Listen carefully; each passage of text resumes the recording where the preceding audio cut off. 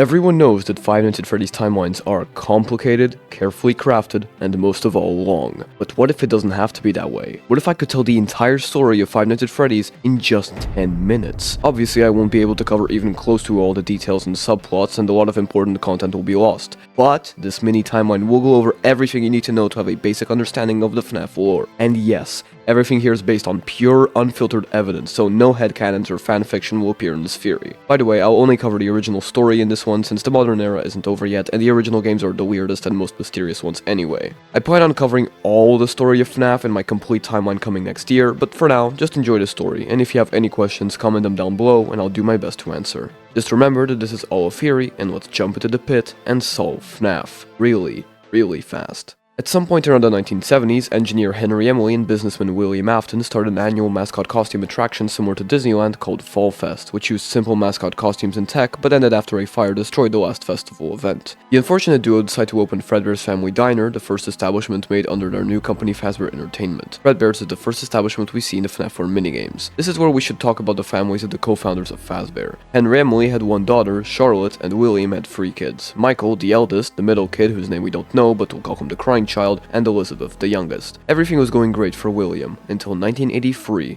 the year everything went wrong.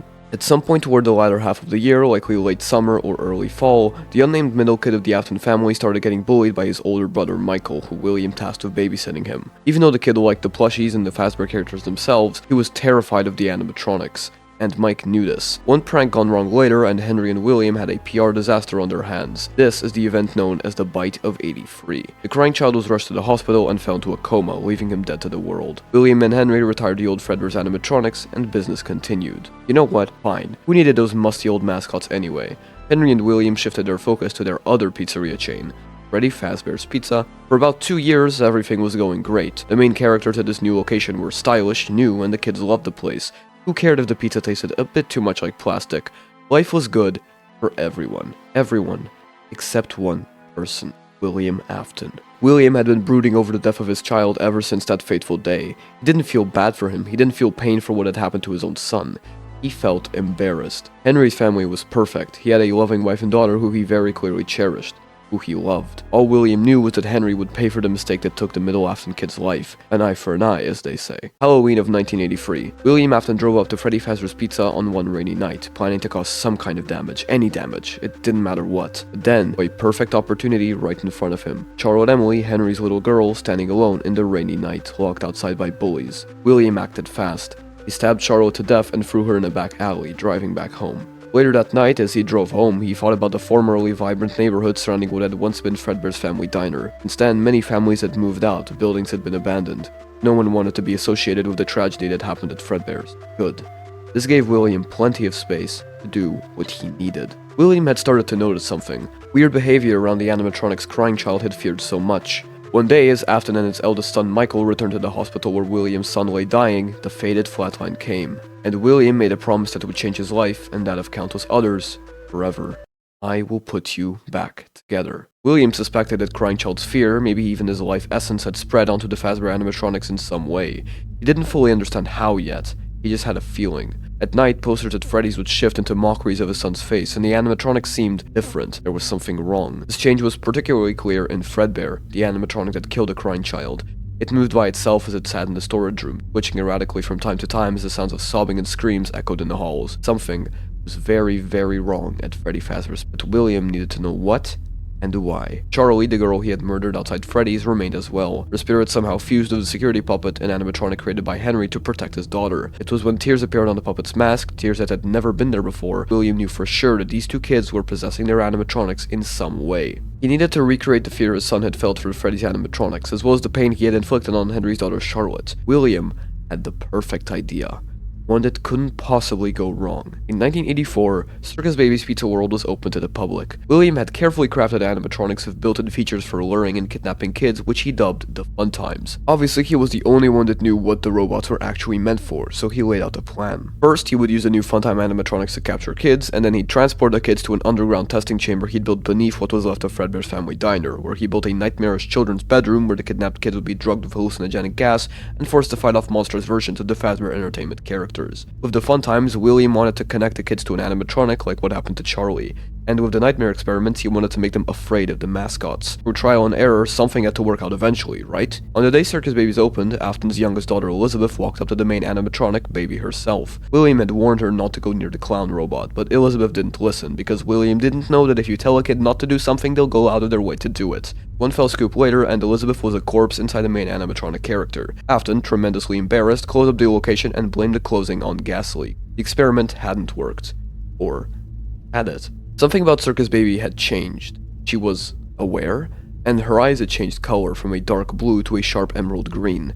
A green identical to Elizabeth's eyes when she was still alive. Afton had managed to do something, but clearly this type of testing was too elaborate. William retired the Fun Times for the time being, locking them up in his underground bunker, and decided to DIY a possession. June 26, 1985.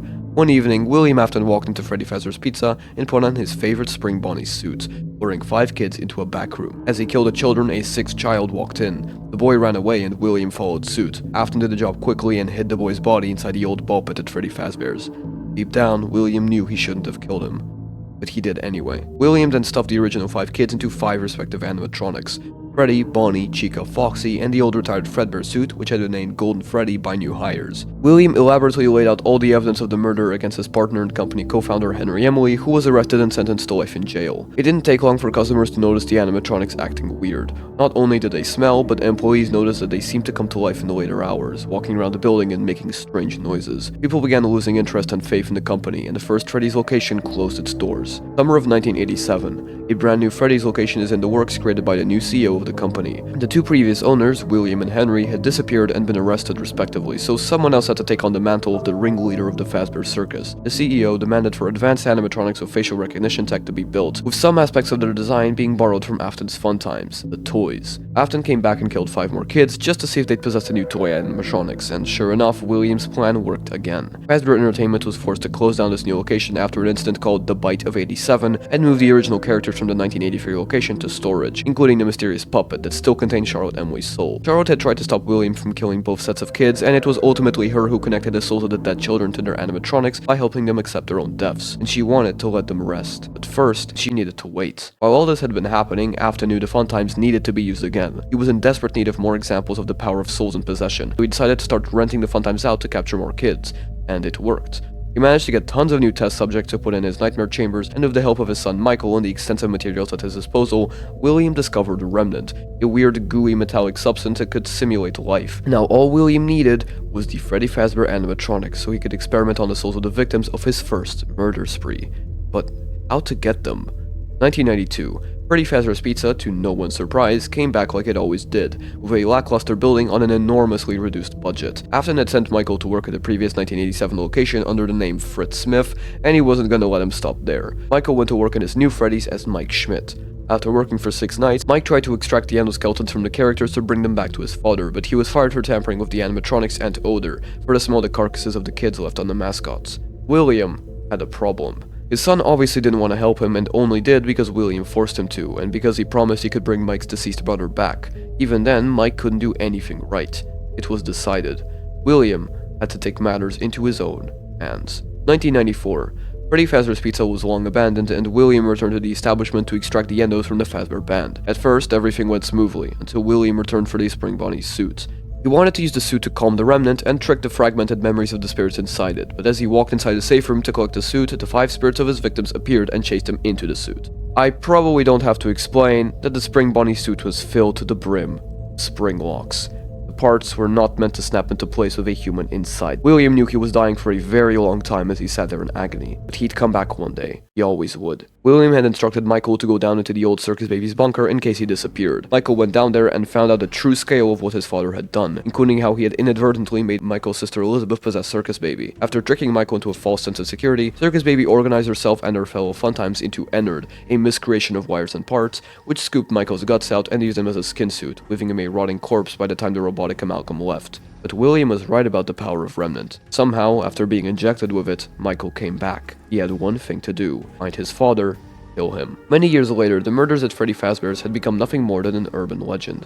Inspired by these frights, a company created a horror attraction called Fazbear's Fright. At first, they couldn't find any animatronics to display in the pizzeria. William had disassembled them all.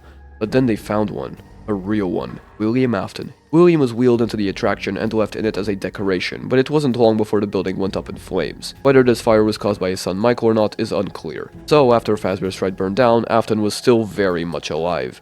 It was at this point that Henry Emily, the original second co-founder, left prison for one reason or another and found out about what William had done. He immediately started planning for a big scheme that would finally put an end to everything that had gone wrong at Freddy Fazbear's. Henry built a fake pizzeria named Freddy Fazbear's Pizza Place and called the remaining animatronics to it. Afton, now known as Scrap Trap, Molten Freddy, the loose parts of the Funtime animatronics mixed with the remnant of most of Afton's victims, Crab Baby, and the Lefty. Lefty was built to capture and contain the puppet, which had been looking for Afton for decades at this point, so that Henry could free his daughter's soul. Henry decided to put an end to everything then and there. Michael Afton came to the pizzeria too, and with one last farewell, Henry put an end to everything then and there. Everything. But it wasn't over, because someone was keen on making Afton suffer for his sins, while someone else was intent on freeing the souls of his victims. Trapped in his own personal hell, Afton longed for death for the first time. But death never arrived.